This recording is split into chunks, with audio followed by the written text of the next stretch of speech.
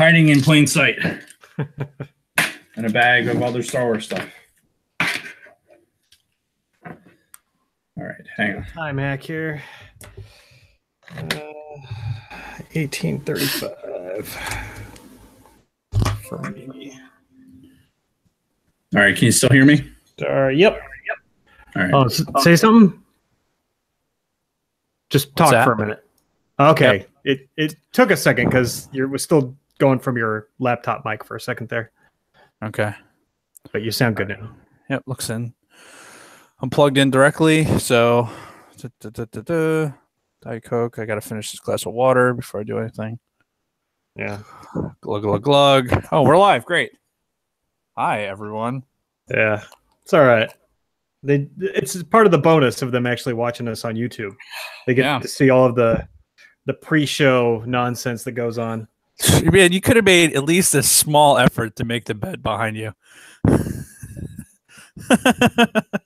Actually, it looks a lot better right now than it did over the weekend when the cleaning ladies don't come through at all. So just getting the YouTube feed up on my phone so we can see any comments. Though we already have 2 viewers before I even logged on. So you gave we're up a little earlier than you had hinted on YouTube or on Facebook or whatever. Yeah, damn, we already got a like too. Look at that. All right, where the fuck do I go for the comments? I'm just here for the comments. No, seriously, where is it? I think you got to scroll up. Yeah, there's something at the bottom. Turn your volume down. Yep, there we go. Chat. Oh.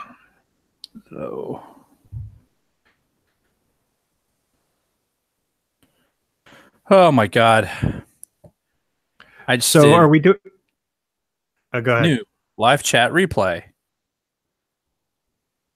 Got it. I guess people that rewatch the video will be able to see the chat. Oh, good. Also, so are we doing a goatee now? Is that what I'm seeing? Is that no? It's just it grows in heavier right here. So yeah. I'm shaving this off we're going to we've got a lodge thing over the weekend in Gettysburg, so I'm going to shave it again. Yeah. So let's try and get more Star Wars stuff in there. There we go. Trying to make out what all books are on the shelf there. I see Phasma. Is that Inferno Squad next to Phasma? It is. It's Rebel Rising. I couldn't make that out at all. Legends of Luke Skywalker. My Masonic Bible. Just happens to be out because I was looking something else up. Is it different from a normal Bible? Just it has stuff. So you like when you get raised for your 3rd degree, usually they give you a Bible. And there's like places for people to like sign that were part of your degree. So cool. And I had to look something up, so I had to dig that out of the sacred texts.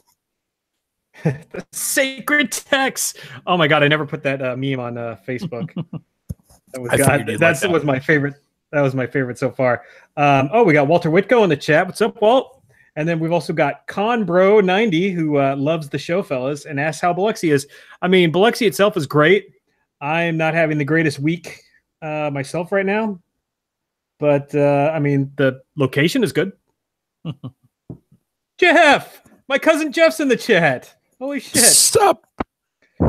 Jeff, which actually this is very relevant because Jeff and I, he was like a year younger than me. He and I played with Star Wars toys like fucking crazy every time we got together. So it's fitting that we're doing the toys that made us this episode. Perfect. Speaking of shit, I'm gonna get Big Lovin'. Man, everybody's in the chat today. Big Lovin' Entertainment. I like that. Let's see. Let me get on the notes here. Yeah, in fact, if we get off on any tangents about our own growing up stories, I'm sure a lot of mine involved my cousin Jeff. I've said it before. My cousin Rick. It was the same thing. He had a lot more toys than I did. So it was, especially like the Star Wars stuff, because he had, the original Millennium Falcon and a lot of other toys that I just didn't, parents couldn't afford or whatever. Yeah. So I had the ATST though. He didn't. Nice. With the push button on the back so you can make a walk. I don't know if I ever even played with one of those. I had Really? I had an AT-AT, but that's what my cousin Jeff and I played the shit out of a lot when we were growing up. But yeah, I don't think so beat up in the in there right now. Still got it, but yeah, it's beat the fuck up. But no, I don't think I ever had it. Well, I definitely didn't have an ATST, and I don't think I even knew anybody who did, honestly. Yeah, that's one of the things I had. It was great. When it came out of the box, you put the stickers on it and everything. Mm-hmm. We'd save that for the show. But they said we got to fix our mic levels. They're catching a lot of sharp inhales. My inhales or Dave's? Probably mine. Yeah, that's why you need that pop filter. Yeah. A piece of foam goes right over your mic. I know what a fucking pop filter is. Trying to see if I can have a makeshift one. Anything in this room? I'm trying to figure out if we know who Conbro 1990 is. Said he went to Navy flight training. I don't know if he's one of our regular listeners or if he's somebody new. I don't know, man. If you're new, welcome. I should probably put this over here if I'm going to be looking at it that way. I got the notes up on my Mac here. Okay, that's what I was going to ask you if you saw the notes. It's not much there. I do have personal notes that I wrote as I was watching. Yeah, you know what? I actually watched it today. So I did 9 hours at the lodge today of work. There's like explaining it to the wife. It's like we're trying to build a 5,000 piece puzzle, and we're working on the border of it right now, and I've got about a corner of the border built. I love puzzles. So it's progress, but it's not enough. I'm a newer listener, a couple months now. No, it's not a real puzzle. It's shit that has to get done in the lodge. I thought you meant an actual puzzle. No.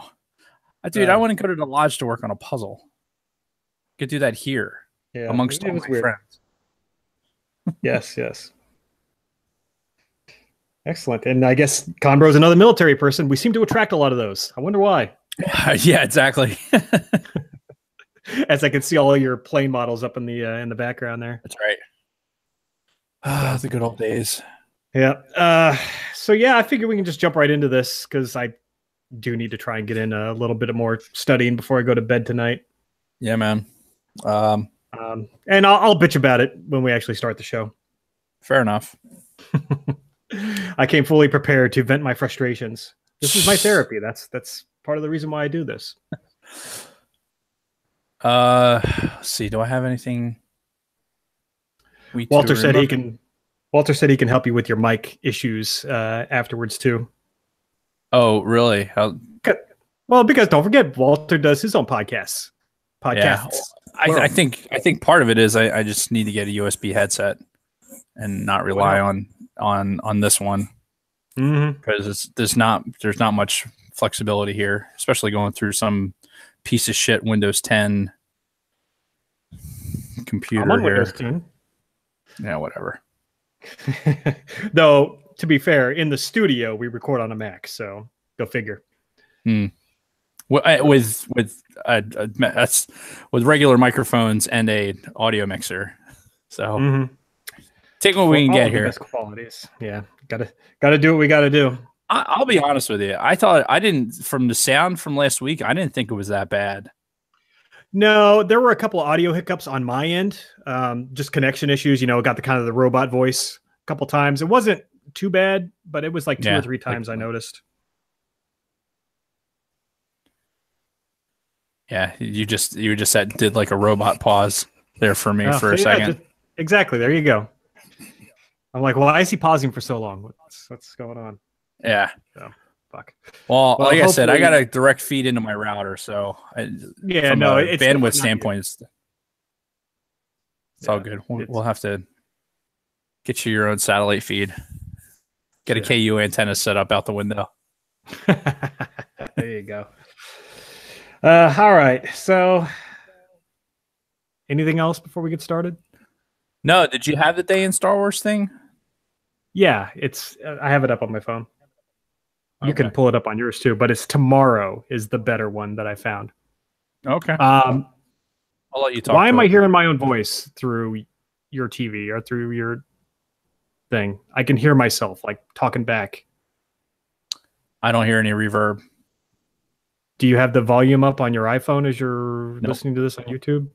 Nope. And the sound's not going through your laptop? Nope. So I'll come through my headset. Okay, that's weird. I'm hearing myself, but it's fine.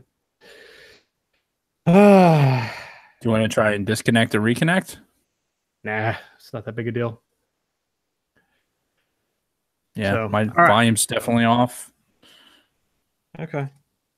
Yeah, I could just kind of hear myself. When I talk louder, I can hear myself on a slight echo.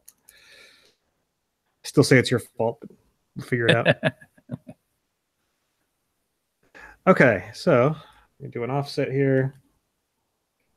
47, so we'll start at 50.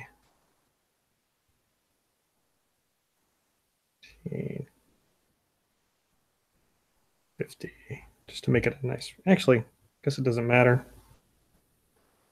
Yeah, give it 1 minute, and then we'll go into some silence, and then we'll roll into the show. We'll go into silence in a minute. Yeah. Okay. Yeah, I hacked the clock is starting in 2 minutes. All right. So, any last words? No, I would like to talk to you offline about some of the school stuff, though. All right. Before, we can do that go to afterwards. Yeah. Well, I got to do some studying before I go to bed. But yeah, it's I've had it with this last week and a half. So anyway, let's see. All right, why don't we go ahead and start our silence, and then we'll roll right into it. Roger that. So yeah, I'll roll us for about 30 seconds of silence, and then we'll start.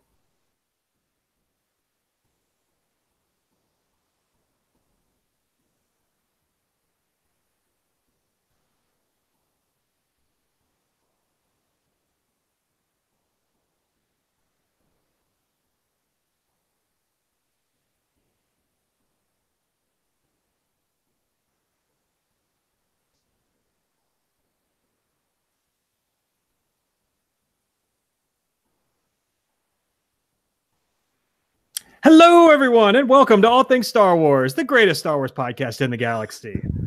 Why are you laughing? Just go ahead, keep going. This is how I know that I'm being silent, because I'm looking at the YouTube feed, and it's just you looking at your watch. It doesn't flash over to me at all. So I know I was being quiet for the 30 seconds. So anything is you were being quiet until I started talking. As soon as I started talking, you start laughing for some reason. So it's like, what the fuck are you laughing about? It's okay. Go ahead. Sorry. It's distracting. I forgot what I was saying. Okay, so I'm Mr. Jason Roscoe. With me here each and every single week, the asshole to my good guy, Dave Martin. Hello, Dave. Hello, Jason. How are you? Sure I'm the asshole? I mean, honestly. No. But I mean, I just, for the time being, right now, in my eyes, you are. Because you're... Of course we had to do that. I got a glass this time, so I see that. Let's just go ahead and get settled. I'm going to angle the mic.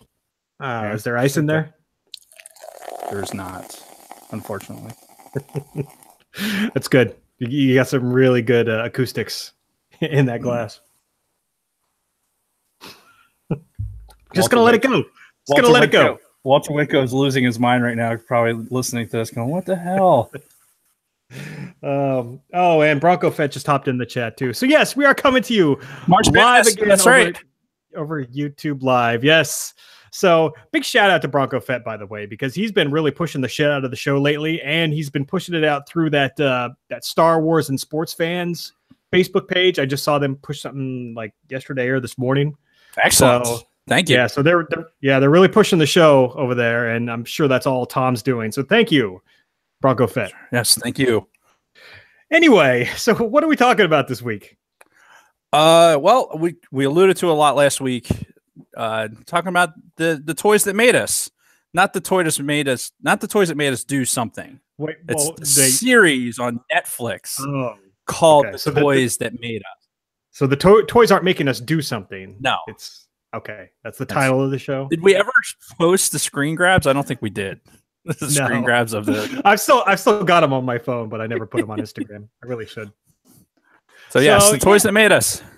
Yeah, we're going to talk about that because the first episode that aired of this Netflix special or Netflix miniseries was about Star Wars toys. So we figured it was relevant. It's still fairly new. I had only just heard about it when you brought it up to me. What was it, like 3 weeks ago? Yeah, and honestly, Jeff and Jessica are the ones that brought it up to me. They specifically said, this first season of this show, episode 1 was Star Wars toys, and we should do it for the show. And I'm like, you know what? That's an amazing idea. And here we are. So thanks to Jeff and Jess for giving us the idea for the show. So yeah, and as I mentioned before, we are broadcasting over YouTube Live as we're recording the episode. And then the audio version of this should be out this Friday. Got some shit that I've got going on this week, so the show's going to get out a little bit late for just the audio listeners. Apologies last week for any audio hiccups we had. That's kind of the downside of this remote recording. Hopefully it'll get better when I get some free time. Hopefully by this weekend, I'm going to kind of work on fixing my bandwidth because I'm pretty sure most of the issues are coming from me and my shit connection. Yeah, I would agree. I've done my best to make sure that my setup is as solid as it can be with the equipment that I have. So I love your response. Yep. It's definitely all you. Well, if you're going to take full responsibility, then you have to, have to go with it. Yeah, I'll own up to it. So before we get into whatever normal early banter that we get into in our episodes, I want to talk about A Day in Star Wars first because it's sort of relevant. And it is for shit. I did have it up on my phone and now it's gone. Bear with me. Me to bring it up. I got it. It's coming. That's what she said. Ooh. All right. So I didn't pick today because we're recording this on Tuesday the 13th. Yeah. Tomorrow, March 14th, on this day in Star Wars, 1997, Return of the Jedi Special Edition is released in the U.S., eventually grossing $45 million. This tally brings the film's domestic total to $309 million. Wow. So, yeah, Return of the Jedi Special Edition. We talked about... So that's the release in theaters was March 14th? Yep, March 14th, 97. Wow. Yeah. And we talked about this when we did Empire. Yeah. Where, I basically was in the same place that I was when I saw Empire, and I'm sure you were in the same place as you were when you saw the special editions. Yep. Sure was. Yeah, because you were here where I'm at. Yeah, right where you are right now in Biloxi, Mississippi is where I saw it. So the circle is complete. Yep. Funny side story. The theater that we talked about that was here in Biloxi, fucking gone. It's now a big Walmart. So that where that Toys R Us and the movie theater was completely obliterated. And it's just now a massive fucking monstrosity of a Walmart. Well, all right. Well, something that ties into the toys that we're talking about for the show. Yep. Sorry about that. Fucking Toys R Us, man. What about Toys R Us? Like, is the Toys R Us there closing too? I mean, it's as of right now, yes. I think they have until the end of this week to get their shit together, or they're liquidating. So, and that's huge for people like us. So for people who grew up in the 80s with fucking Star Wars toys and all these other toys, Toys R Us was like the mecca for us. It was. Kids. It was looking at all the stuff that you never would have. Like it was where the Toys R Us catalog would come out, and that would be like, oh, here's all the shit that you really let's circle the things you want for Christmas type shit. Toys R Us was the store. It invariably, I've been to Toys R Us more times and not bought anything than gone in there to buy something.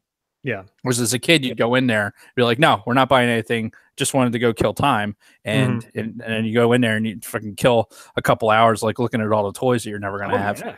But, easily.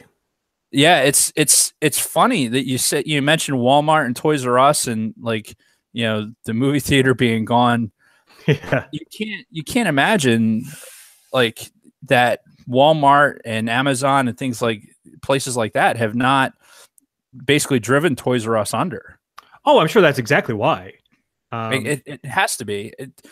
It's so much easier now to get toys, like not just specifically Star Wars toys, but toys in general.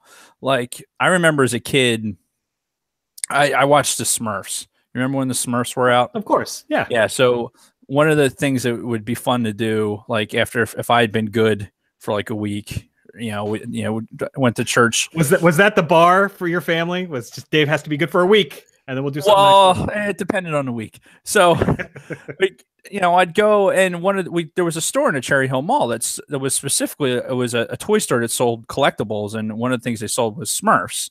So I'd go in there and be able to that had all the Smurf collectibles were out displayed, nice. and be able to go and pick out a Smurf that had collections of that. And I was super super into like Matchbox cars back when Matchbox cars were in boxes, and they were in that turnstile display. So you would go and there wouldn't be that many for the year. You'd go and there'd be a few dozen cars, and you go and be able to pick one out, and they'd open it up and it'd be in a box. And that's, oh my God, it's fucking great collecting Matchbox cars. And then Hot Wheels was the low end shit. That was the carded stuff that you can go pull off a wall, but get a Matchbox car. That was the shit. So, and that was this very specific, toy store. And you went to Toys R Us to be overwhelmed with how much shit was in there. Like you bought, if you wanted to get a bike, that's where you could go to get your bike, or a Star Wars toy, or board games. Board games. They had massive board game sections. I remember like towards the late 80s and even into the early 90s, it was like the place I wanted to go to see like all the video game consoles and all the video game shit when I was starting to get really into that. Yeah, in 89 or 90 when I got my Game Boy. Like that was like really I had Nintendo and stuff like that, but really when I started getting like have allowance money, or I had like lawn mowing money, I'd be able to go and buy things like Game Boy games and stuff. I just would stand there and you get the little ticket for a Nintendo game, and you go to the counter like, okay, I can't wait. No, I can't wait to play Super Mario Land. Oh man, this is the best. Actually, that being said, my toy, the Game Boy, my original Game Boy, which is right in a box right over here, was from Toys R Us. It was my, I think it was my 8th grade graduation present. Oh, really? Yeah, I think that. Yeah, 90. I think that's what it was. Yeah, I think it was my 8th grade graduation present. Right here at the Toys R Us that's closing right around the corner from my house. That store has been there forever. So it's kind of a sad day, but it's probably something that's been ready to happen for a long time. Yeah, and they've had issues in the past where they've had to restructure multiple times, and they've been accruing like all this massive debt.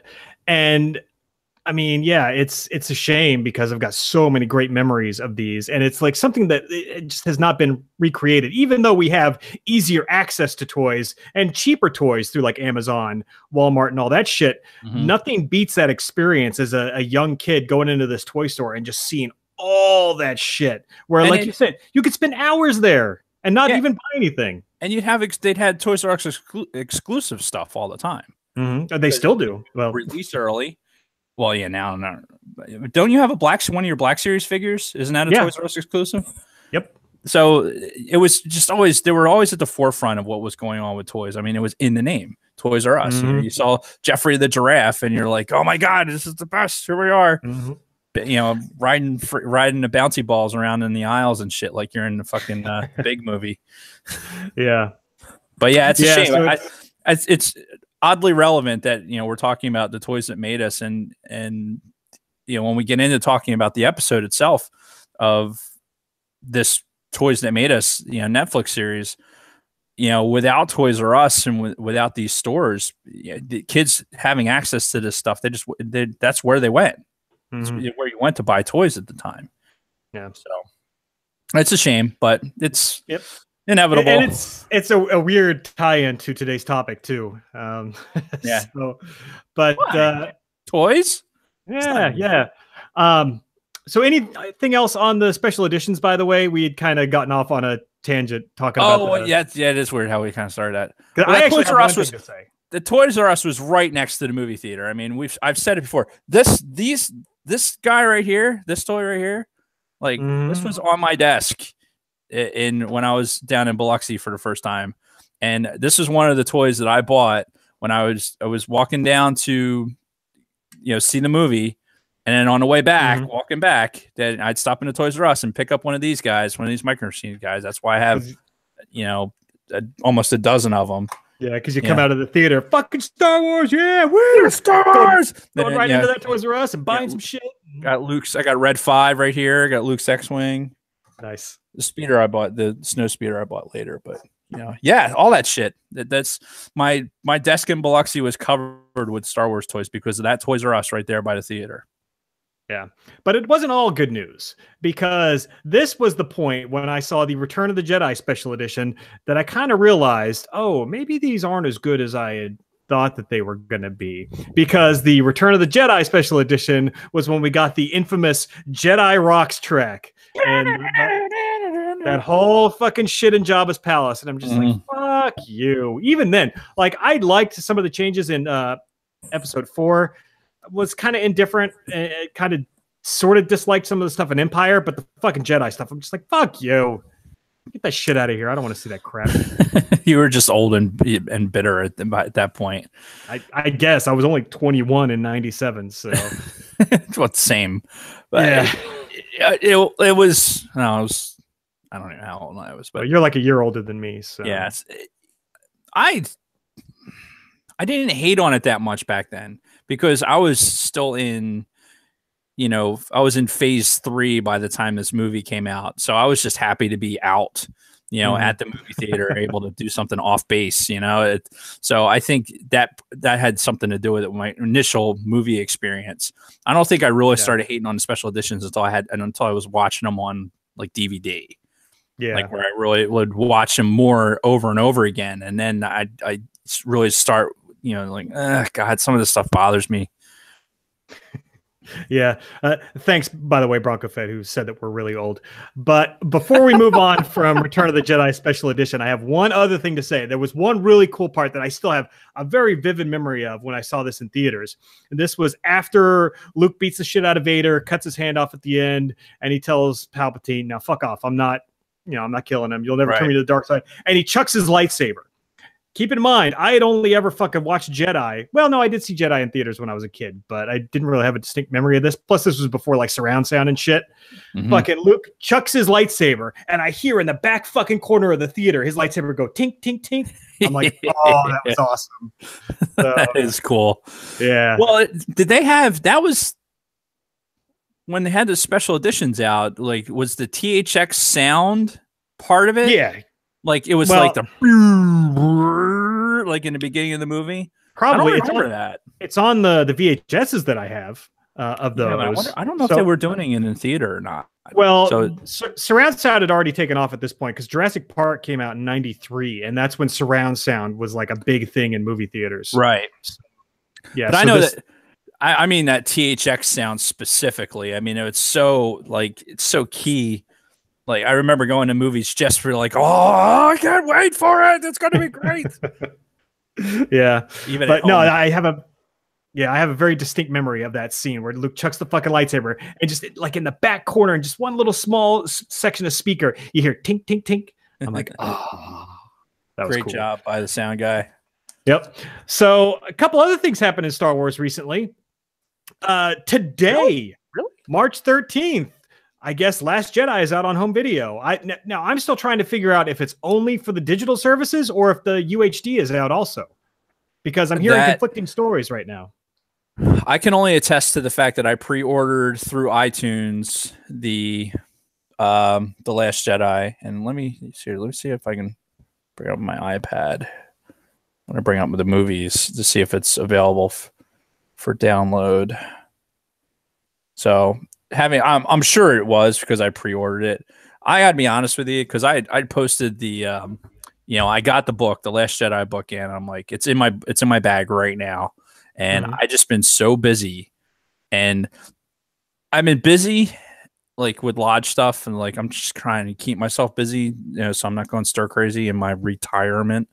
But the fact of the matter is, like, we talked about it before in the podcast where we kind of go through ebbs and flows with reading, and I've got 3 books that I was like kind of in the middle of that I just kind of went, I just don't feel like reading anymore, and so it's going to take that, I'm going to need like probably a little push to whatever else I was reading, I'll pick this back up, because I was I would just not quite finish the the Darth Bane, second Darth Bane book, from when I was on that short trip, and I had another book I was reading. It was non-Star Wars related, if you can believe it.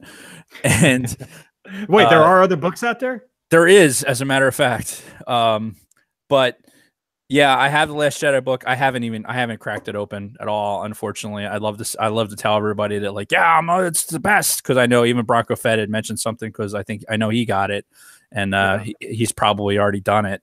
He has pictures all over Instagram, like with his custom Bronco Fett right beside it, to let you know that that's him. Let's sidebar to it to someone. Let's make this the Bronco Fett show for a second here. And he's doing this little animations that he's adding to like his Instagram stuff, so it looks like there's a star battle going on or some shit like that. What exactly is that? I think that's one of those ARG games. I think that's one of those phone games, like one of those augmented reality phone games. I think, that's or it's just an app, or it's just a stupid app that just adds the shit to any picture you have. I don't know. He'll have to answer us in the chat. Yeah, I love it. I think it's hilarious, because I think his thing was like bored at work, and he's got like a X-wing flying in or doing some shit like shooting in a tauntaun. Just funny stuff out of Bronco Fett. And so anyway, I haven't, this only Star Wars related stuff. I know I guess we're kind of getting more off in a tangent, but I did finish Rebels. What we do, the series. So I watched season 1, 2, and then 4. I missed season 3. Okay. So I'll go back and I'll watch season 3. But it was great. It was really, really good. I think, I can download Last Jedi. I think that we really need to, there's some things in there. We need to figure out how you get to a point where you're kind of, maybe your baseline's a little bit less stressful, where you have some time to watch some stuff and study less. I got to figure out a way to get you to watch this. Lend you my my login for Disney. Yeah, that's an issue, because I mean, obviously season 4 isn't out, right? Like on any I watched it off of the Disney XD app through my Apple TV. So where there's a will, there's a way. But I think that I'm curious, and I was actually going to do something. If we weren't going to tape tonight, I was actually going to go and tape something to put up on YouTube, like kind of out to the audience, and to kind of bring up the question, like the Clone Wars Rebels thing, because I know there's people out there watching it and that just watched the end of season 4, and they probably have a lot of things to say about it. So it'd be kind of cool to capitalize on that. So I was going to readdress that with the audience, sans Jason's input, which it still might happen. Well, and you're kind of doing that now for the audio audience. So this is true. We can bring that debate back. Should we stick with Clone Wars or move on to Rebels? Yeah, well, more to follow. But yeah, that's I binge watched that the other day when I was texting you that I was doing it. Yeah, Big Lovin's into that. I can tell. Big Lovin's into Rebels. Wait, right? No, Big Lovin's into Rebels, the show. He could be into Rebels also. Big Lovin. Yep. It looks weird in the chat. Big Lovin' Entertainment Rebels. So anyway, what are we talking about? Well, we talked about Last Jedi coming out on home video, which I can download it right now to my iPad. Yeah, I'm waiting until the UHD comes out, because I have my Xbox here, and I can at least Right. watch Blu-rays on it. So I'll watch it in. Fuck. Something tells me that that TV that's in this room is not UHD, but I'll figure it out. But yeah, I'll wait until I can get my hands on the physical copy before I watch it here.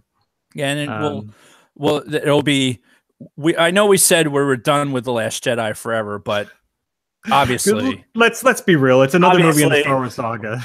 there's more to be said, and maybe in between now and then, like I'll get through The Last Jedi book, and we can have watched the movie, watch the special editions part, and then I can speak to the book without you having to worry about the book part, Yeah. and I'll pull some extra weight and do that. So maybe we'll do that. We'll do like a whole wrap up of Last Jedi with the book and the Blu-ray and all that. Yeah, shit. One more Last Jedi wrap up. Sure, why not? For now, until something else. Yeah, So we let's. I want to get to this note here. So, Jason considering going AWOL. But let's talk about this. You know, I know you've been stressed out. I am. There. It's this last week and a half has just been this. First of all, I'm in this new job training right now, and it's a series of lectures followed by tests every couple of weeks, which normally Air Force tests not really that big of a deal. They're pretty easy. Once you've been doing this for 20 years, you kind of get the formula. Yeah. Unfortunately, this thing that I'm studying for now has nothing to do with the Air Force. It's an actual CompTIA certification test. Mm-hmm. So, and it's a shitload of information, and it's an official legitimate certification, but I can't move forward at all with my school or my job or anything until I pass this fucking thing. And they're really beating it into our heads. First of all, that you only get one shot. So they're telling us if we fail, they send us home. So that's stressful in and of itself because I don't want to do this again. And it's a lot of fucking information. And they told us the first day, they're like, we recommend based on previous classes that you spend at least 2 to 3 hours a night studying, but your best bet is to study 4 to 5 hours a night and all weekend. And I'm just like, fuck. And I've been trying, like it's hard on the weeknights to get any real studying in, but I studied all fucking weekend. I studied for 10 hours on Sunday. Yeah, he's been offline, as far as everything else goes. You get a random text out of him, but I could tell you that having been through, because I had my A+ from back in the day, and that wasn't. The technology was so much different. I mean, it was way more hardware based. I mean, A+ is hardware anyway, but if you knew, I had been doing the job for so long that I kind of knew, I could answer the questions because I had been doing the job. Some of the security stuff is just very, very, I can imagine what you're going through right now. Yeah, and none of it's hard. Nothing is difficult to comprehend. I've always been a computer guy. A lot of info. Yes, exactly. It's a shitload of stuff in a very short period of time. And it doesn't help that the structure of this school environment is fucking garbage. And I'm going to leave a very detailed exit fucking survey when I'm done here, because there's so much they could be doing far better, using their time more efficiently. But anyway, it's got me stressed out to the point where I'm just like, I'm not positive. I'm not going into this thing confident as of right now. Like, the test is Friday. It's in 3 days, and I am not confident whatsoever. Look, you know what? I think your background is going to help you ultimately for just taking the test. Didn't we took the FCC test together, didn't we? We did. That's right. That was a lot of cramming we had to do too. That was a weekend. That was a weekend of doing nothing. We were in Savannah, Georgia. It like this time, like for 4 or 5 years ago, maybe. And we went down to Atlanta, Georgia for the weekend to take this test, and we did basically this test prep. Fuck. Oh no, did I lose you? You went there. No, I'm still here. Okay, like you cut out for a second there. Carry on. No, so we flew down there. We had this shit show from getting to the airport. We got into Atlanta, the fucking flight into Savannah, like something happened to our bags. We couldn't, didn't get the connecting flight in Savannah, or we're going to have to wait this ridiculous long time. So we're like, all right, fuck it. We're going to rent a car. We're going to drive to Savannah, and our bags were supposed to be there and they weren't. So we had to fucking wait for the goddamn bags. I was ready to murder everybody at the fucking Delta ticket counter, or especially at the lost baggage counter. That woman she was near death. Between her and fucking Tim Kennedy fucking egging me on. People were going to die that night. And then fucking making a 4-hour drive to Savannah from Atlanta. It was some ridiculous shit. Get to the hotel at midnight for a 7 a.m. show the next morning to start cramming to take fucking tests. We took a test that day. So we basically spent the morning cramming, that information. And then we took a test. And then we went home that night and did nothing at all. Like, again, Savannah during St. Patrick's Day is the best party in the country. And we missed it because we were fucking locked in our hotel rooms fucking studying for this FCC. So I can imagine it's a lot like that. You're just having to suffer through it for a lot longer. Yeah. Yep. God, that whole fucking weekend was like a blur for me. Like, yeah, because that's all we did. We fucking landed, drove, studied. And the only reason I remember it, honestly, is because I'm using my FCC hopefully to further my career. So it's like I carried a little card with me, and I had to show it to the FAA and everything. And I'm like, God damn, what a fucking crazy weekend that was. Yeah, but we all got our certification, so that's good. We did. We passed, and you will pass this too. You just need to have some confidence. Do your perimeter walk, around the fence line there with your flashcards, and maybe cut back on an hour's worth of PT time to. Well, and I was so stressed out when I got out of class today. I fucking went over to the BX and I went into the food court and I ate fucking Taco Bell for dinner tonight. So now I feel like a fucking pig because I had like a 1,600 calorie dinner. I had just sent you pictures yesterday of my fucking waist and like showing you how loose my pants were from all the weight I've lost since I've been here. And then I just go and fucking just like kill like a weird with the progress. It's not weird. I can hear your thoughts out there, people. It's not weird. No. No. But yeah, man, you'll burn that shit off. You'll burn that shit off in stress. I wouldn't worry about it. But yeah, it's you get the studying done. Once this is over, you'll be like, fuck, thank God. Thank God I got through that. Well, and the good news is if I pass this test on Friday, then I'm going to have like 4 days off. Nice. So that's when I was going to start like fucking binge watching Clone Wars and shit. And start getting ready for that, which we'll talk about that at the end of the episode. Right. But I guess do we want to get into our main topic today? Because I actually am kind of burning some daylight here. Well, let's do that. Okay. So yeah, as we mentioned, we were talking about The Toys That Made Us, the Netflix miniseries that started in December of 2017. So just a few months ago. I didn't even know this existed until you told me about it a few weeks ago. Kristen talked to me about it like a couple days after that. So, and it's only up to 4 episodes right now. And after I finished this episode, I saw that episode 3 was He-Man, and you better fucking believe I'm going to go watch that as soon as I have some time, because I have that queued up actually. Yeah, because I was huge into fucking He-Man. Like as soon as they even mentioned it in this, like as soon as the Star Wars craze died in like 84, like He-Man and G.I. Joe blew up, and I went like all into those. And especially He-Man. Like I was huge into fucking He-Man. Yeah, so He-Man's and G.I. Joes were the shit. Yeah. But this first episode was Star Wars, and it aired December 27th of just this last year. So, and really, to me, after watching the whole thing, it's almost kind of like the story of Kenner more than anything else, Right. It's how Kenner was basically, created by Star Wars. We're not created, but if it weren't for Star Wars, Kenner would not be anything that we'd even know about. No, and it's funny too, because it seems like Star Wars was really like the only thing they had going for them. And then once that dried up, the company quickly dried up. Yeah, but, well, they did the Care Bears, re-release. That one guy said that the guy that fucking the interesting perspective that they do from it's kind of like a tongue in cheek, some of it with like how they're doing some of the interviews.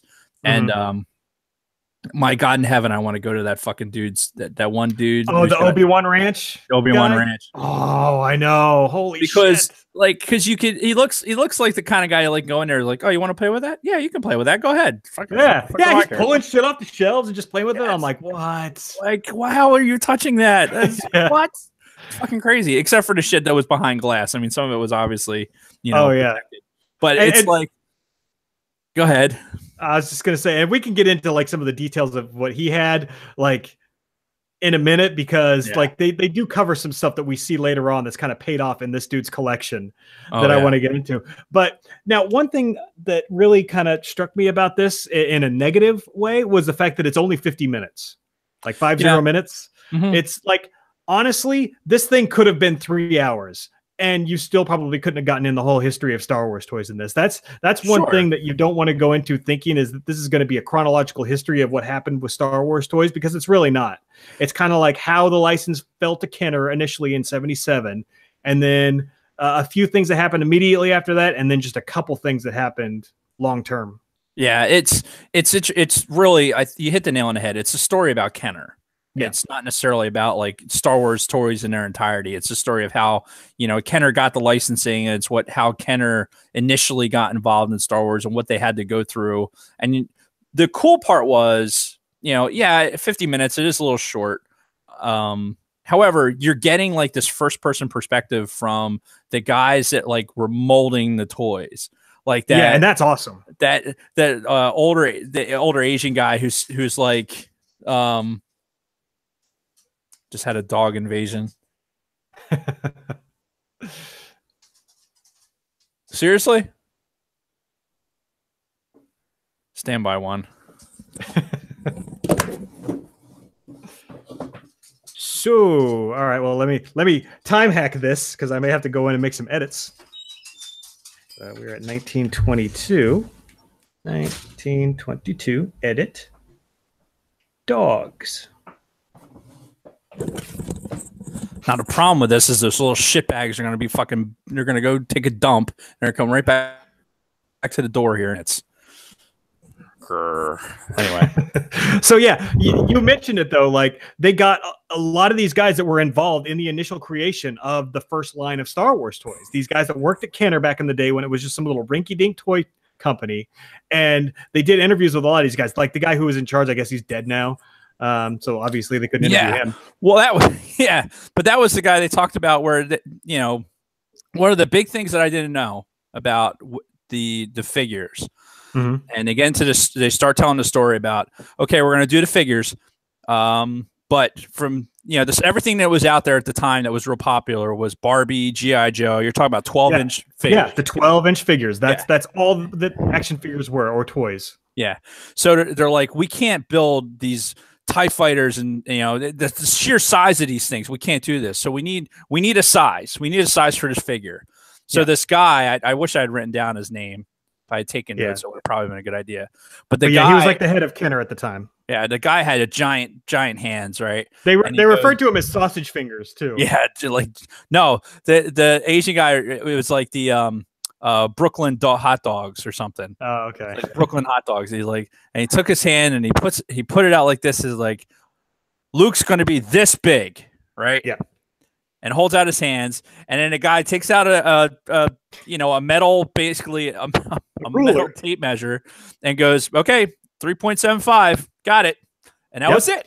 That's how he got 3.75 inch fucking toys, and that became the industry standard for decades. It's insane to think that that's how it came about. Like all those GI Joes, all those later GI Joes, you think about it.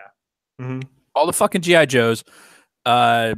He-Man was bigger than that. Yeah, they were bigger. They were a different size, but yeah. GI Joes, friggin' all the Star Wars figures. The fact that it's some dude holding up some giant paw and going like, "This is how big it's going to be." That's fucking crazy. Yeah. It's just crazy to think that that's how that shit starts. And the show itself goes into a lot about like, their initial challenges, because I guess Lucas didn't get into a deal until like 2 months prior to Star Wars coming out. Like they hadn't finalized any kind of toy deal. So it was so close to when the movie. Yeah, and I think that there's a lot that they probably just didn't cover in this, because I know there was a lot of stuff between Lucas and 20th Century Fox as far as the merchandising goes of Star Wars that they didn't touch at all. So yeah, there was a lot of stuff that was kind of left out. Like we didn't get a lot of details about. Right. It was mostly the deals between Lucas, Fox, and Kenner. Did you hear that? Maybe. All right. Stand by. And we'll just write down another edit point. Come on, little fuckers. Come on. 1926. More edits. Dogs. When Dave says we'll fix something in post, it's for stuff like this. And he's back. Jesus Christ. Yeah. Who let the dogs out? I saw that. Do you know? G.I. Joe was part of the reason Bronco Fett enlisted. That'd be hilarious if that's true. That's fucking great. G.I. Joe. So anyway, what were we talking about? We were talking about how that. Well, what I wanted to bring up was that, like, when they showed the contract initially, it's like, okay, because nobody else wanted to run with these toys. Like Kenner had their own, like, all right. So out of every $1, 5 cents went to Lucas, 5 cents went to 20th Century Fox, and then 95 cents of it went to Kenner for every fucking thing they sold. Could you fucking imagine? Could you imagine just the ass loads of Scrooge McDuck money that they were pulling in once the fucking shit hit the shelves? And remember, this is $1978. This is not fucking, 2018 dollars. And they mentioned they were making like tens of millions of dollars a year. Tens of millions of figures. And then when they put out the Millennium Falcon after Empire Strikes Back, they said, what did he say? That costs like $24.99 or something, like $24.99. It was an astronomical amount of money for the early 80s, for a toy. Yeah. And the fact that they got, out of every Millennium Falcon sold, they got 95 cents on that dollar. That's astounding. It's absolutely astounding. Yeah.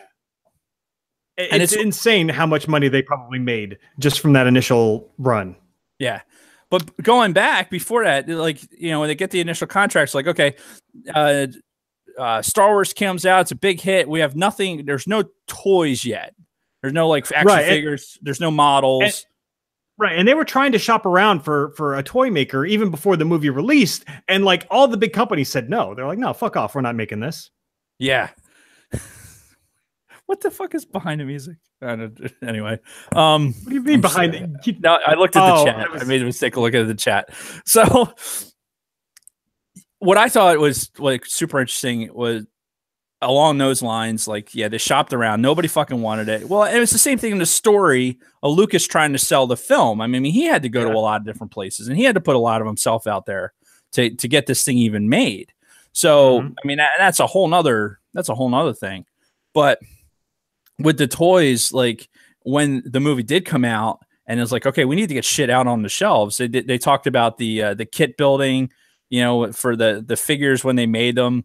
Like, all right, we're going to take this Fisher Price doll and we're going to like basically clay mold him with some of this and put a little bit. Fucking melt it down and like recarve figures into it just to like build the prototypes for what they were going to present to Lucas. Right. And the story with the guy with the Jawa is like, we didn't have a Jawa figure. So he kit built this Jawa, and then he didn't have the cloak. So he like looks down, he's got brown socks on.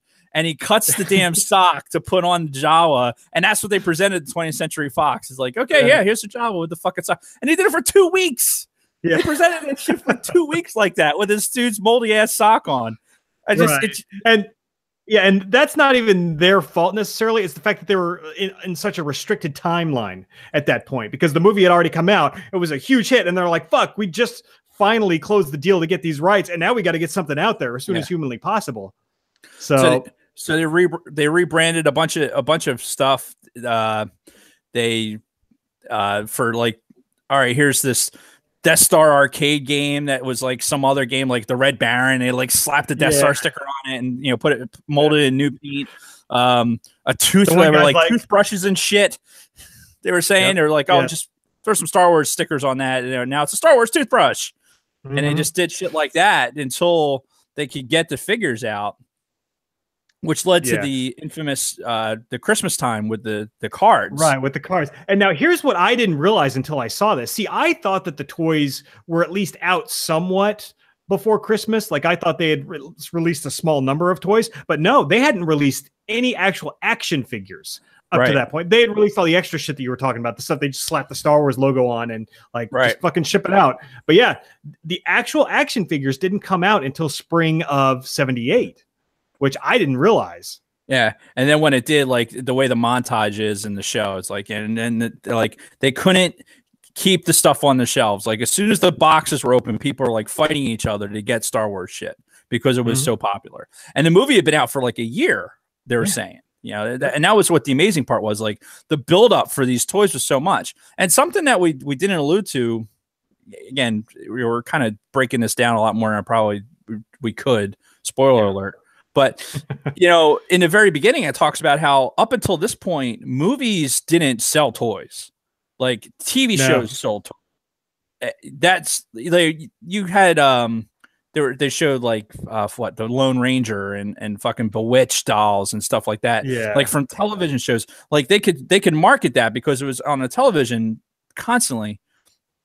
So you could, they had access to it. They could show kids this stuff all the time, and they could watch the shows and do that stuff. In the 70s, this phenomenon with the movie was something unique with Star Wars, and that's what, like, even though like they said some, what was it, like Toyectity or something, or the owner of Kenner had some word for it, like for the playability of a toy or whatever it was. Right. But yeah, like, no, you made a point because like they mentioned movies were only typically out in theaters for a few months and then they were gone, and they couldn't really market toys based on that, at least back in those days. Right. But like it did with so many other things, Star Wars completely changed the game, and they changed the game again when it came to merchandising and selling toys for movies. Yeah. Basically. So, I love the fact that like when they saw the initial stuff, like, you got this toy maker who goes, and I have an uncle that's a toy maker. Like, and I kind of, when I first talked about him before. Yeah. I saw this and I thought about, like, you think about what a toy maker does, and I put myself in his shoes, like to be able to do something like that, and how amazing it would be to, like, you go to this movie or you go to the set of the movie, and you're looking at like a model of the Millennium Falcon. You're looking at like X-Wings and TIE fighters, and you're imagining in your mind, like, oh my God, these toys would be absolutely amazing. And all they had initially was like some pictures, like some set pictures and stuff like that. And they're trying to design things. And then he had to go back. Like Lucas invited him back to see more stuff. Like he saw schematics of Y-Wings and stuff like that. So he was able to like make a much better toy. Like some of the toy prototypes looked like shit.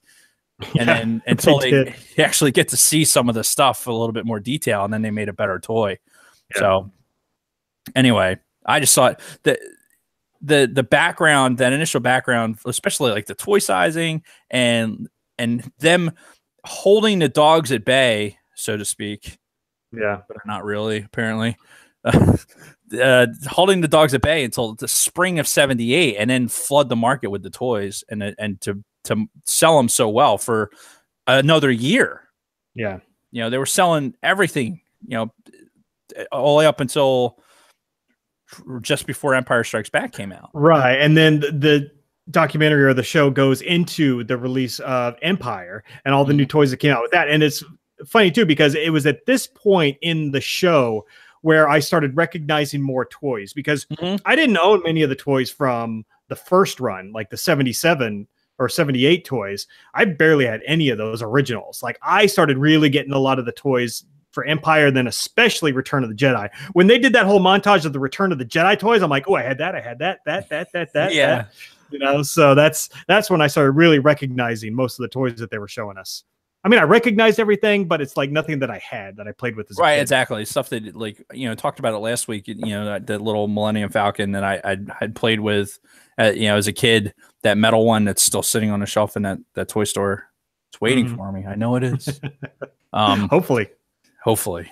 Well, if it's not, it wasn't meant to be. Maybe Yeah. it's still in my parents' house somewhere. Could be. But you know, it's Probably. funny too because they go into like how the series died down, and they go into like the contracts that Kenner had where they could keep the license forever as long as they made Lucasfilm like $10,000 a year or some shit. Right. Which And they ended up. the Obi-Wan Ranch guy is like, yeah, you cut him a fucking check for 10 grand and then you don't Yes. have it. But instead they Yeah. went into the doldrums where there was no toys, like Lucas was resting the brand, as he Mhm. called it, which I can totally see George Lucas saying, like, oh yeah, we gotta rest the brand. You know, Yeah, because that's when he went off and he Indiana Jones movies, he made Howard the Duck. He was trying to expand his own professional career where Howard at that point he was Star Wars or nothing at You- that point. You brought up Howard the Duck. I love that movie, by the way. So fuck off. I saw that in theaters, believe it or not. Oh, really? I didn't see it until it came out on home video, but fuck, man. Leah Thompson was at like the height of her bonability in that movie. Yes, that's not even up for debate. Ooh, Yeah. cut out a little bit. Oh, sorry. Yeah, you got excited and it cut out. Yeah. No, you know, My- what's, my you know what's the cool when it table. cut out when it did like the zzz thing, Mhm. like the All Things Star Wars logo popped up for it. Oh, that's funny. Because you're hosting, Da-da-da-da-da-da-da.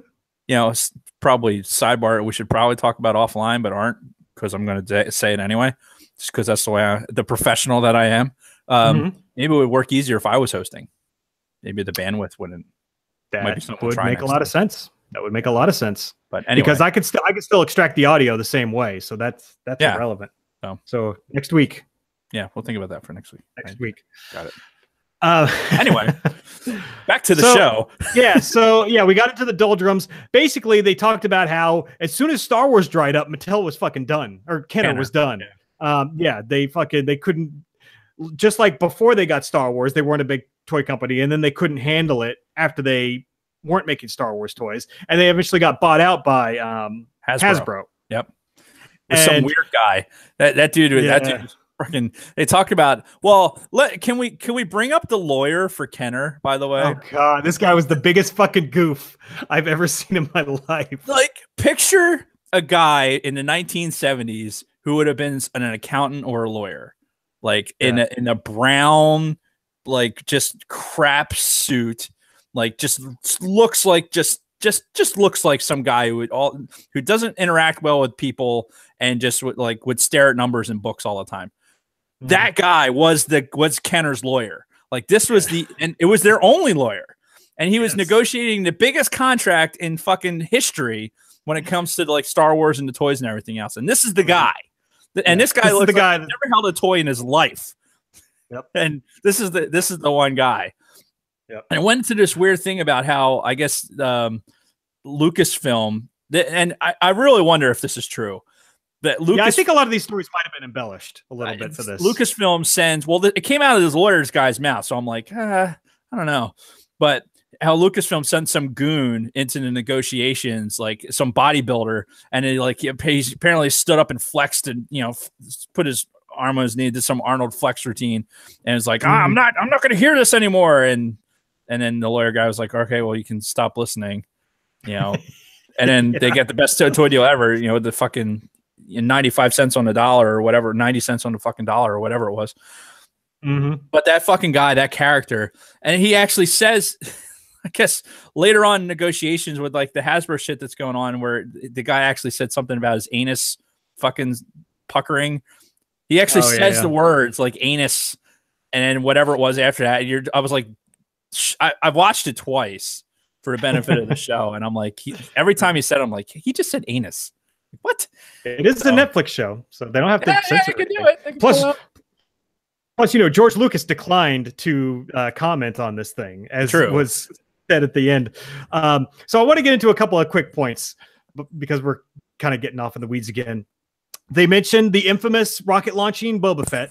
They did. That was supposed to be a mail away toy, and the guy from fucking Kenner, he's like, These were never for sale at retail. If anybody ever tries to tell you that they bought one of these back in the day, they are full of shit. Nobody bought these. They were not sent to anybody. The actual rocket launching Boba Fett. Yeah, I found that interesting. Like, I'm not as big on the Boba Fett lore. You know, Yeah. I know that I had a Boba Fett, toy. And Yeah, I had the normal one. yeah, the rocket didn't launch. You know, I didn't even have really any thought about the rocket launching Boba Fett because I wasn't of the age where I was like cutting the, sending the UPC labels in to be able to get it. I did that for one of those Palpatine. people. Did you I really? did that for Palpatine with Jedi, yeah. Oh, and Ghost Anakin. I was going to say, don't you have Ghost Anakin? Mm-hmm. I thought I saw that. From 83.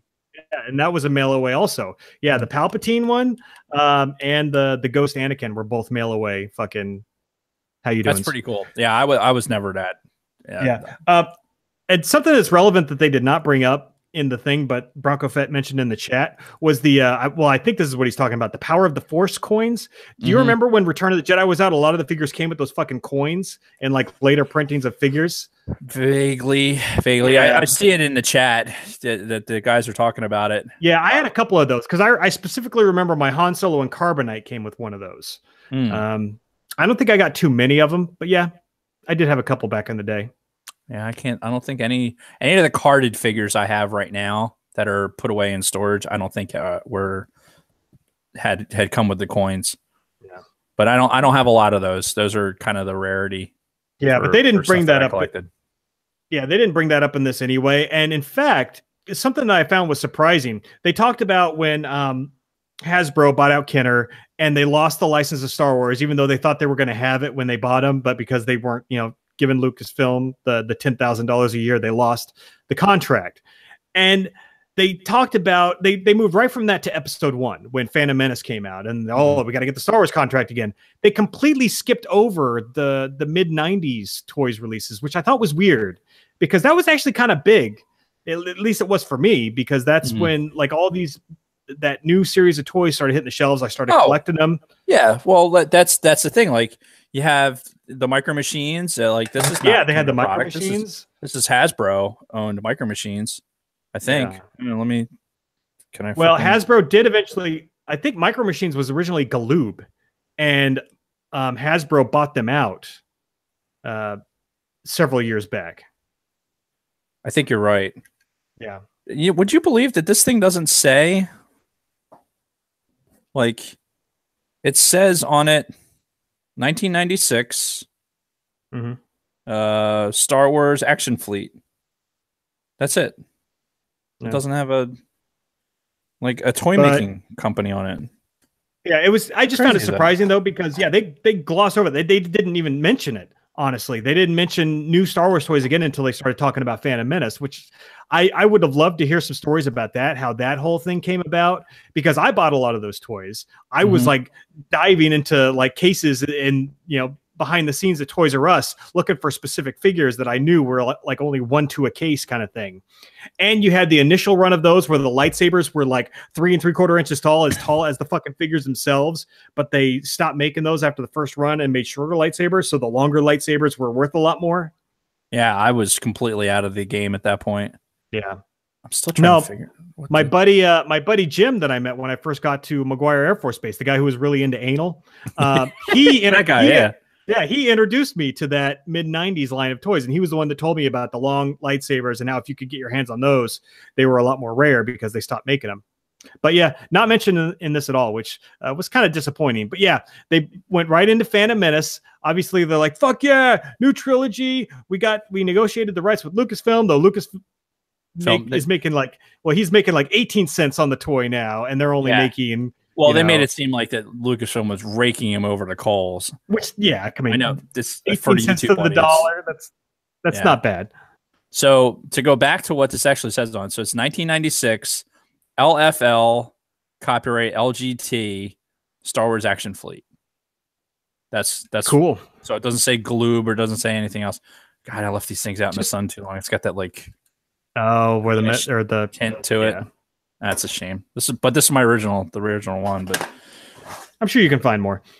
Anyway, So yeah, they go right into Phantom Menace, and then they basically talk about how Phantom Menace bombed, or at least how the toys did, Right. due to the fact that people didn't gravitate towards Phantom Menace like they were expecting. So in all the bargain bins, you saw all the fucking Phantom Menace toys. And I've already mentioned on the show in previous episodes how I went to Toys R Us at midnight, like 2 weeks before Phantom Menace came out when they started selling the toys. And I went in there and I fucking grabbed like 3 copies of fucking Darth Maul, a couple copies of Obi-Wan. I grabbed a bunch of shit off the shelves thinking, oh yeah, this is going to be great. And I still have them. They're all still in the studio. A lot of them are still in the package. Yeah, definitely. Yeah, and they ain't worth shit. So the X-Wing is actually, it's the same shit. It's this one's 1995. LFL, LGT, whatever the fuck that means.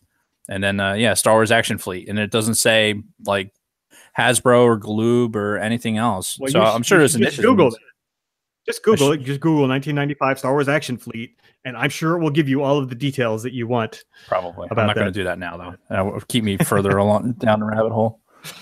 Oh, you don't want to distract me anymore? You don't want to like get I'm not distracting you. You were talking perfectly fine. I was just observing my toys. But I sit here and have to watch you fucking shine lights onto your fucking toys as I'm trying to make a point. It's like it's just blind the audience with the YouTube audience with the flashlight off my iPhone. That's all good. That's all good. That's what we do. Yeah. So yeah, and then they kind of go. They talk about how the prequels really like were not what they were expecting, and they're like, all right, well, I guess we're fucking done with Star Wars. And then they're like, in 2008, Lucas says he's done making Star Wars movies. Right. And then in 2009, Clone Wars comes out, and we sell all these fucking toys. Yeah, they talked about the Ahsoka toy, how it was popular and shit like that, and then it kind of tapers off. Mm-hmm. Then, of course, they briefly touch on the Disney buyout, and they did show a quick flash of like some current toys, even some like Black Series figures. I'm like, oh, Black Series. That's they did. They didn't get into a lot of that. Yeah, maybe a deliberate reason that it's only 50 minutes. Yeah, because that could easily be like 3 to 4 hours if they wanted to get into a lot of the details of all the different toy lines that have come out over the years. Sure, I think. Yeah, I think I don't know how much more you want to talk about the episode. If you own Netflix, it's definitely something you should watch. Get more details of. We glossed over a lot of stuff, even for 50 minutes. Yeah, and there's some good stuff in there, even stuff that we haven't talked about, or even stuff that we have. It's still good to actually see it because you see all the fucking toys, and you're like, oh, I used to have that. That's amazing. But then when they go into that guy's collection at the end, the Obi-Wan Ranch, holy fuck, this is like. Completely orgasmic, like the amount of fucking like just every toy you can fucking think of, like he's got in a playable area. Like you can reach back, like, oh yeah, we're gonna play with this right now. Like Yep. Except for like you were saying at the beginning, the glass case. Right. And one of the last things they show us is them going into a back room that's like the fucking Leia's ship, like the blast doors. Yeah, the Rebel Blockade Runner blast door. He opens it up in there, and there's 2 fucking Boba Fett rocket launcher prototypes in there. Yeah, that they allude to the fact that he didn't say how much he paid for them, but they said it before they go to cut to this guy. They said, yeah, they had 2 prototypes. They had one with an L-shaped rocket release, and they had another one. It was just like a straight, like a straight J. Down. One was like a J, one was like an L. Right, and then like here it is in this fucking glass case. This dude's got them both. He's got the L-shaped one, and he's like, he didn't tell how much they were paid, but according to the show, they're like, yeah, if these things in good condition are like $20,000. Yeah. Which actually, holy shit. Honestly, that sounded cheap to me. Like I was literally expecting them to say like $500,000 or more. Well, think of the market now. It's like I think about all this shit that we collect, right? Because that's what we are. Like I'd love to go to this college where this guy teaches, and one of the guys who's speaking is a social psychologist, and he specifically talks about Star Wars and society, right? What a great fucking class! We could teach that class. Oh yeah. And he's talking about like collections. Like if you've got 30 pairs of shoes, you've got a collection of fucking shoes, right? Mm-hmm. So, and you think of all the toys, like the comics and toys and shit that we've got. We got series figures. Black Series. You got an entire studio filled with your Star Wars toy collection, and what the value of that collection is. Like, I had baseball cards. I had a pretty significant baseball card collection growing up. I still have most of those cards. They ain't worth shit. There's a couple of cards that are worth more. Ironically enough, football cards are actually worth more than baseball cards, probably because not as many people were collecting football cards. That's a completely different discussion. But like, from a toy perspective, like, I look at that as like, I have a fucking Joe Namath rookie football card that's worth quite a bit of money, compared to some baseball cards I would think would be worth considerably more. And from a toy standpoint, I look at the same, like, those things, even those values, some of them are worth significant amount. Now, like, as we've gotten kind of away from that, like, the baseball card values and shit like that, from a collector standpoint, has declined because the market's not there. Like, even you go on eBay and start looking for stuff if you want to complete a collection or something like that. Things are a lot more reasonable now than they were, say, even 6-7 years ago. Maybe it was the bubble bursting, and people's expendable income started going down, and it was easier to collect things because people had more expendable income. Black Series figure guy, but as opposed to retired guy. Yeah.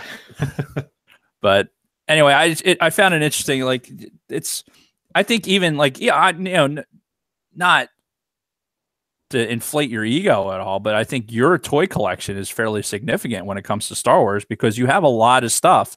Even your played your original figures are probably, from a Star Wars perspective, like, wow, that is to me would be a coveted item. And you go to and they are, and I'm so happy my mom saved that stuff too. Oh God, yeah. I wish I knew where that stuff was, and I can't.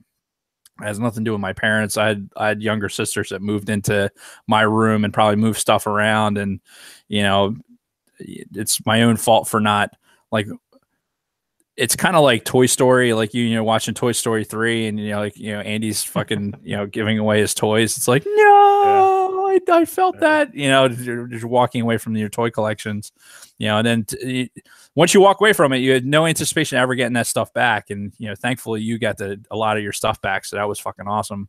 Yeah. But yeah, I enjoy your toy collection being in the studio, because it brings back so many memories, and it's obviously the Skywalker, this Obi-Wan Ranch guy, that's fucking ridiculous. But I think you could probably give tours of the studio, once we get to a point where, like, we'll do a panoramic. We can post somewhere, like, here's the studio, here's Jason's collection of toys.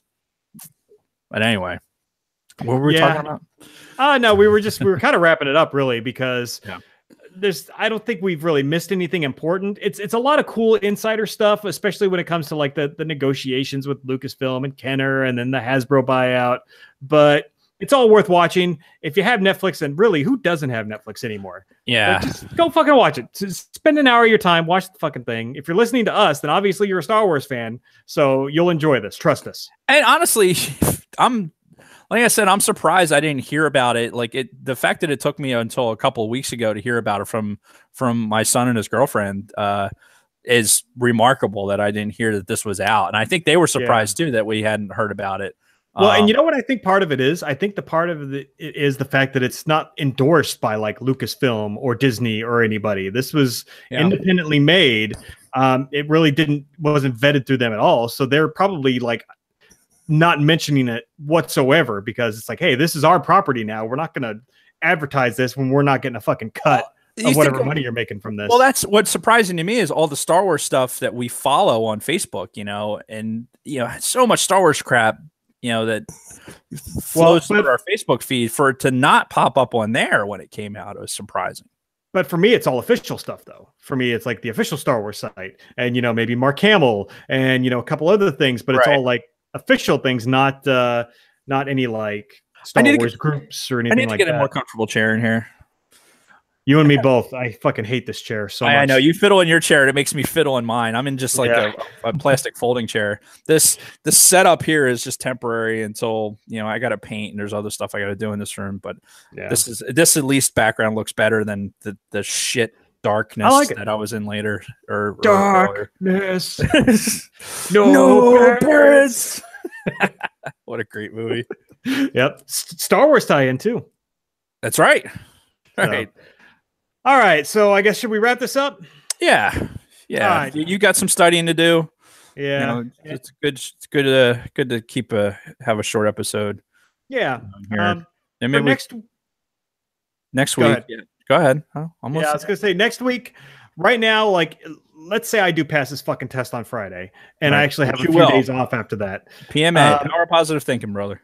My plan, well, thank you. My plan was to start, shotgunning these Clone Wars episodes.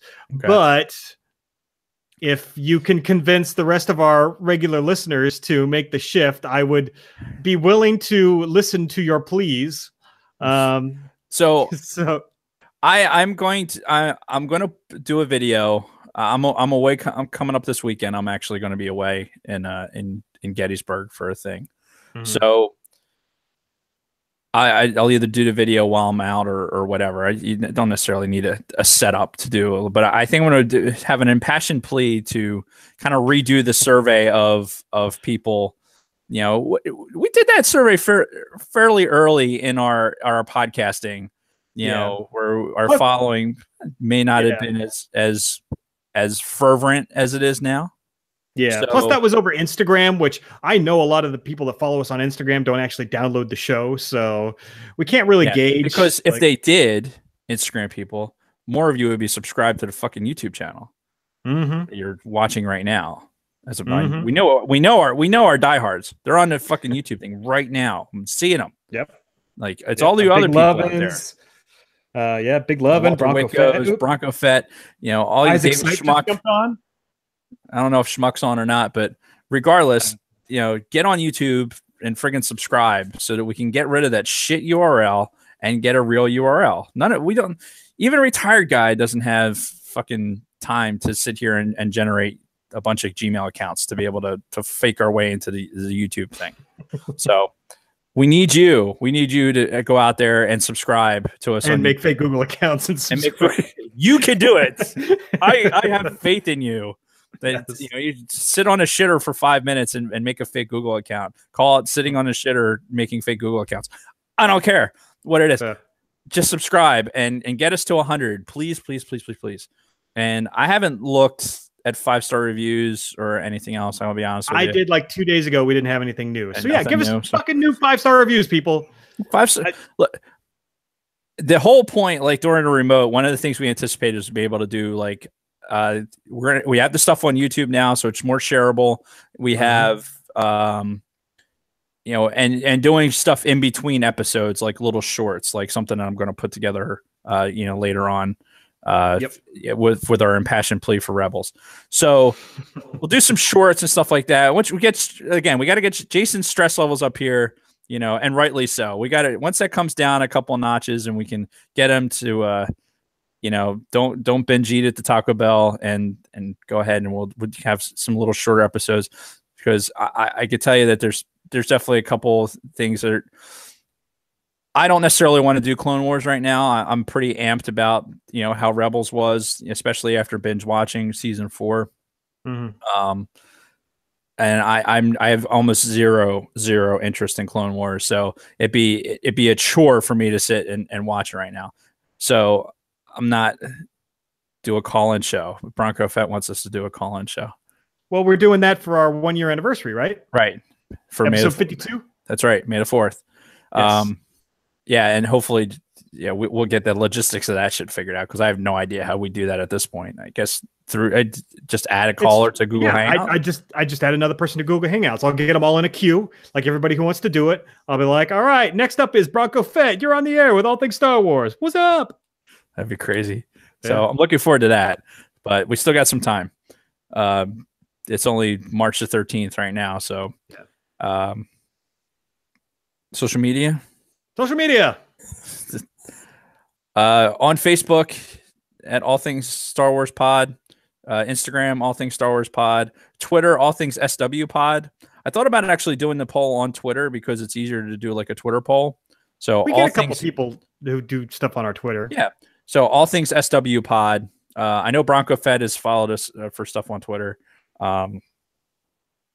So that you might see that. along with my short video for playing for Rebels. All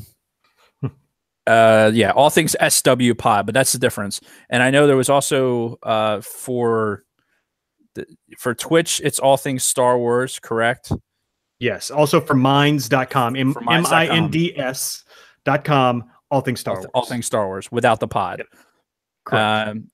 And that's pretty much it. Or you can email us at the Gmail, all things Star Wars pod at gmail.com. If you're so you can send us all kinds of spoilers.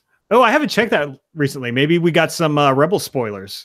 Did I look? I looked at that the other day because I have so many Google accounts now that I like the Gmail app on my iPhone.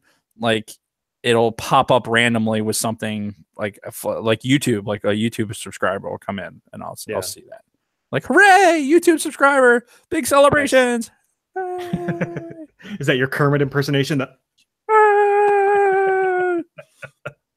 Still working on my Hank Hill Han Solo, but that I think we'll have that'll feature on after we see the Solo movie. I think. Okay. Cool. Especially because I want to do a lot of that dialogue as Hank Hill. Yeah. So all right. So for next episode, maybe Clone Wars, maybe not. I don't know, depending on what happens with Dave. But even if we decide to shift focus to Rebels, I don't know where the hell I would get access to season 1 of Rebels. I will get you. Well, yeah, we'll figure that out. So next episode TBD. We'll just say. Who the fuck knows? As a point of interest, let me go into my comics real quick. So I want you to be thinking about. Hang on. It was in. So I got my latest Vader episode. Hang on. Got that? No. Don't get them out of order, dummy. Damn it, you already did. I would imagine they have numbers on them. Shut up. And it probably goes in sequential order. Nobody asked you. So even if you don't know what my filing system's like. Shit. Don't you know the Dewey Decimal System? Anyway, there was this series. You know how there was the Vader Down series. So I noticed that in one of it was either in the new Vader or the Star Wars series, there's a separate little thing. God damn it, Dave. You are the worst. There's like 100 comics in here, and I'm not finding what I need. Hang on. I just realized I'm back here making faces at you as you're talking. And you can't. This is gonna come off hilarious to the YouTube audience. Then I realized, no, you're the one talking, so they're probably not seeing your fucking screen. Foiled. Damn it. Actually, I took a picture of it because I was gonna text you about it, but then you were focused on other stuff. Anyway, the point is that in the comics, it's called, here it is, it's Screaming Citadel. It's, of course, I only took a picture of the Screaming Citadel thing, so you'd have to Google it. But it was inside the comic series, and it might be something we want to look into. Kind of like we did Vader Down. Maybe there's 5 parts to it. So we'll do some more research, and that might be something that we could talk about as well. And those of you out there in the YouTube audience, if you're, what the hell is that? Numbers are hard. Oh, talking about your number. That's funny. That's a good one. But yeah, it actually it's something because I finally got enough baggies and cards to properly, put the shit into the boxes. Because like I said, I've never been a comic book guy. Right. I should really not be talking, and that way everyone can watch you fucking floss your teeth. I can hear you doing it. Anyway, I'll put that shit away later. I just figured it's a good time to do it. Obviously. Yeah, because look, the YouTube screen is just the background. Yep. Well, we're still figuring this out. Look, I honestly, YouTube audience, I saved you from fucking. You could hear Jason picking at his teeth, and I know I could hear it. So you missed out on all that. Anyway, that's my version of your Diet Coke. That's what that is. I think the Diet Coke is better. Got to be honest with you. Oh, it is. Yeah, I'm still working on it. Don't worry. I'll find a good distraction technique as we go farther along. So anyway, yeah, we did social media. We have no idea what we're doing next. We'll wait until after this. We'll decide this weekend. Okay. And look for my video to come out on all the media platforms. Yeah. As long as I'm not like chopping arteries in the bathtub after my test on Friday. Yeah, let's hope that's not happening. Anyway, on that note, yeah, we'll leave on a positive note. Yeah. Yeah, so stay tuned. If Facebook and Instagram are the best ways to get immediate responses back from us and to find out what the fuck we're doing this week. So like it was just this morning I posted on Facebook like, hey, we're going live on YouTube tonight. Yeah, and it's just it's Tuesday, so it's a little bit early in the week, probably. Well, actually, from the Sunday to whenever this is going to be released, like I said, probably a Friday release. That way, for the audio, that way Jason has time to work on it, before he starts, getting into a warm tub with a sharp object. And hopefully not. Like I said, power positive thinking, Jason. You got this. Yes, I can do this. No worries. Yep. And yeah, but with that, I know you got to get some studying done, so I don't got anything else. All right. Well, as far as the episode goes, thank you everybody for listening. Thank you to everybody who joined us in the YouTube chat. And Dave, may the force be with you. May the force be with you. All right. Do you still need to talk to me afterwards? Yes. We're still live. I know. Bye, everybody on YouTube. Thanks, guys. Appreciate it. Thanks.